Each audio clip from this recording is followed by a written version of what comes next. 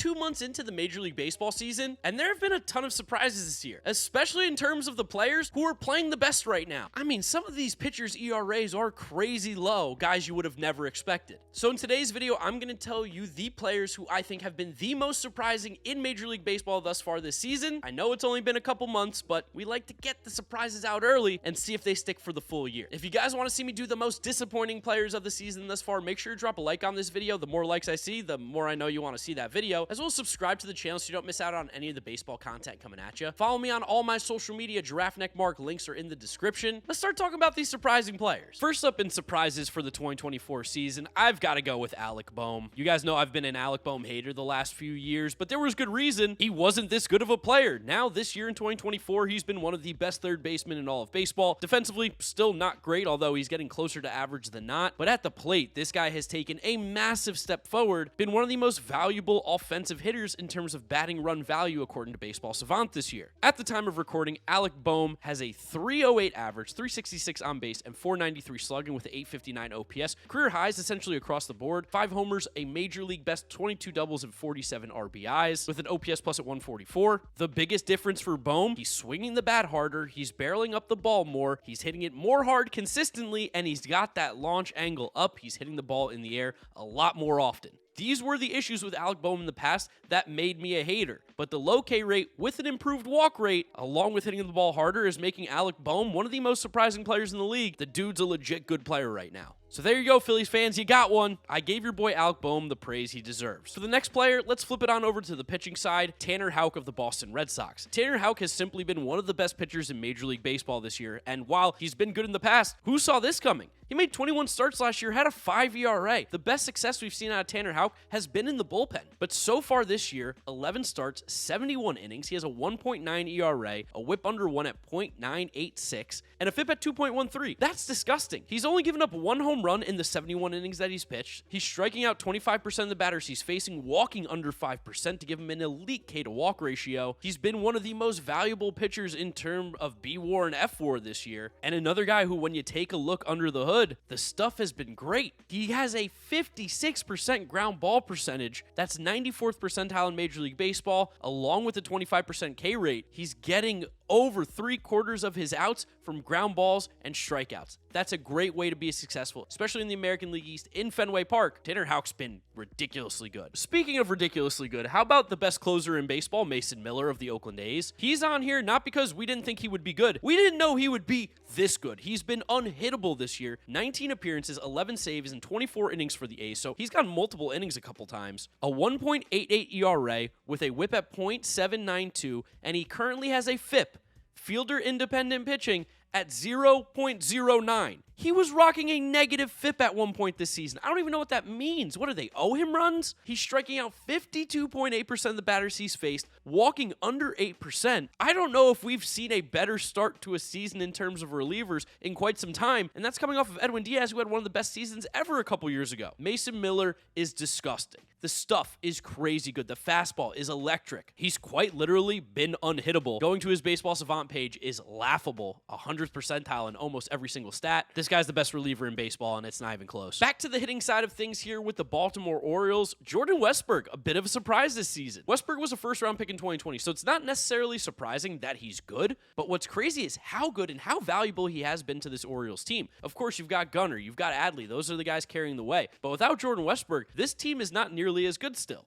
In 51 games this year, we've seen a huge power surge from 8 home runs, 11 doubles, 3 triples, and 34 RBIs, hitting .291 with a .350 on base, .508 slugging, and .859 OPS. That gives him an OPS plus at 150. So he's been one of the best hitting second baseman / third baseman in Major League Baseball this year, while also playing in Baltimore, which is not the easiest place for right-handed hitters to hit. The exit velos are up, the hard hit rate is up, he's playing good defense, he's been one of the better players all around in Major League Baseball this year, and he's another one of these 25-year-olds on the Orioles that is so good who saw Jordan Westburg being this good. Maybe you did, but for me, one of the most surprising starts to the year thus far. This next one really hurts. Former Met Seth Lugo. Wow, what a year he's having. He so desperately wanted to be on the Mets, he just wanted to be a starter, and they said, nope, see you later. And what do you know? Seth Lugo has the lowest ERA in Major League Baseball this year on the Kansas City Royals. 9-1 record, a 1.72 ERA. He's thrown the most innings in Major League Baseball at 78.1, best ERA plus at 238. He's faced the most batters in the league. He has a whip at 1.009 and a FIP at 3.20. So yes, these numbers are going to regress a little bit, but right now Seth Lugo is absolutely dominating. He's got some of the best pitching stats in the league. I don't know how long it's going to stick at this high of a level with the low K rate and hard hit rate that he has, but who predicted that Seth Lugo from Centenary College of Louisiana at 34 years of age would have the lowest ERA in baseball on May 30th? Not me, not you, not anybody. Seth Lugo's a beast. Let's head on over to the West Coast to talk about genuinely one of the most surprising players in baseball, Jurickson Profar. Now, Profar one time was a top prospect, the top prospect in Major League Baseball, but he never has really lived up to that hype until this season. Like, he's had some good years, but not like this. So far in 2024, Jurickson Profar in 59 games has a 323 average, 421 on base, 495 slugging, and a 916 OPS for an OPS plus at 168. I mean, this guy has been the best player on the Padres this season. 8 homers, 10 doubles, 35 RBIs. He's doing it all. And what's always been great about Profar was he was a low K rate, high walk rate guy, and he almost has a 1-to-1 strikeout to walk ratio this season, along with hitting the ball harder than he has in years past. Not chasing as much, hitting the ball in the air more often and harder is going to give him those power numbers. Profar is having a career breakout here at age 31, a guy who looks like he's going to make the All-Star team. He wasn't even someone that you thought was in the long-term plans of the Padres. Now he's playing like an All-Star. Profar's been phenomenal, one of the reasons why the Padres have had the success they've had thus far this season, and you can't deny it. It might have just taken a little bit longer, but Profar is really starting to pop off. Back to the pitching side here, one of the biggest surprises of the season, of course, has to be Shota Imanaga. Imanaga came over from Japan this offseason to the Chicago Cubs, and there were mixed reviews. People thought he was going to be a good pitcher, but they weren't sure how good. Imanaga right now, one of the Cy Young favorites in the National League through his first 10 starts. 58 innings pitched, a 1.86 ERA, a whip at 1 flat with a FIP at 2.73. Imanaga striking out 25% of the batters he's facing, walking 4.3%, and he's been better than advertised. This is going to be such a good deal for the Cubs in the long run. He's so cheap, and giving you this value this early is crazy good for Imanaga. He's got a 96th percentile chase rate at 35.9%, 91st percentile in walk rate, 77th percentile in whiff rate. The four-seam fastball, even though it only comes in at 92, 93 miles an hour, is almost unhittable. Batters have no clue what to do with it. The IVB, the way that he's able to just get that pitch to look like it's rising, even though it's only thrown 92, is crazy. Hitters are hitting 180 against his fastball. They're crushing his sweeper. They're hitting his curveball, but they cannot touch that fastball. It's pretty insane how dominant Shota Imanaga has been using a fastball that's 92 miles an hour 56% of the time, but he's been dominant. And while there were people who thought Shota was going to be good, nobody saw him being this good this early. Okay, so I lied. This is actually the biggest surprise of the season. Would you have guessed that David Fry, backup catcher slash first baseman slash outfielder of the Cleveland Guardians, would have the highest OPS plus in Major League Baseball? Well, if you did, you're a liar, because there's no way you did. David Fry, through 39 games, is single-handedly carrying this Guardians team to new levels. Well, I shouldn't say single-handedly. Him and J-Ram are just doing crazy stuff. But in those 39 games, David Fry has 7 homers, 5 doubles, 24 RBIs. He's hitting .353 with a .485 on base, .608 slugging, and a .1093 OPS. Like, what are we talking about here? He's been so good. The Guardians are like, you got to play the outfield, man. We need to have this bat in the lineup every single day. And it's paying off. The Guardians are in first place. For David Fry, too, the underlying numbers are phenomenal as well. He's walking at a 16% rate, striking out only 19% of the time. He's not chasing. He's hitting the ball hard. He's getting it in the air. He's got a pretty good barrel rate at around 9%. His WOBA is .464, which is top 1% of the league. His ex-WOBA is even still in the top 7% of the league. Any way you slice it, David Fry is having an outstanding season.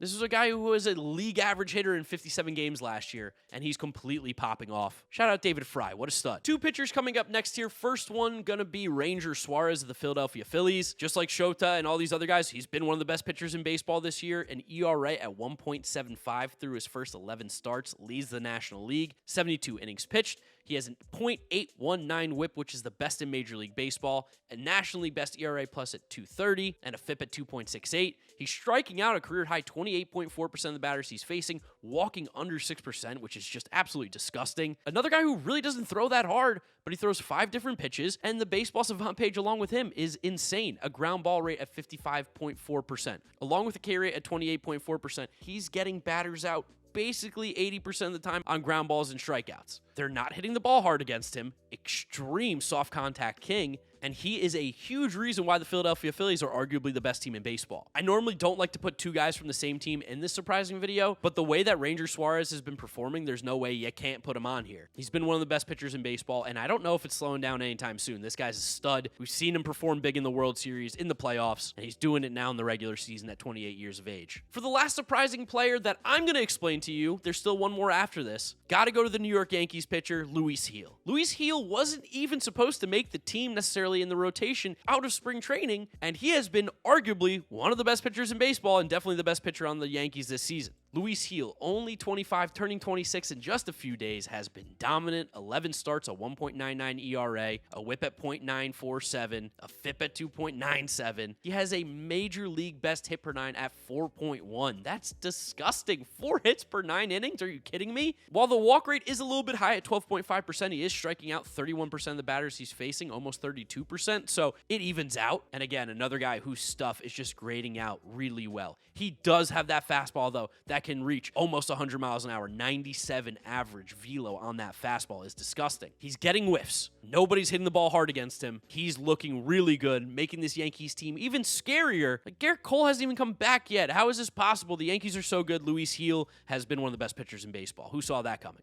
There's no way you could have predicted that. Which now leads me into the final player. Shout out my editor, Cole. He's a baseball YouTuber. No More Fielders. You can check him out. Link in the description. Let's see who his pick is for the most surprising player this season. Hey everyone, it's your favorite touring musician / baseball YouTuber, No More Fielders here, and my pick for most surprising breakout has to be Ryan McMahon. No relation to Vince as far as we know. Ryan was supposed to be the Rockies' answer at third base after trading away possible future Hall of Famer Nolan Arenado, and while his glove work has been supreme, his bat has lagged behind as below league average. But after some offseason swing adjustments, 2024 has seen him break out in a big way. His hard hit rates and average exit velo so far this year have been special, as he's been able to cut down on strikeouts and maintain his respectable walk rates. The results so far have been a 286 average with a 369 on base and a 481 slugging, which is good enough for a 134 OPS+.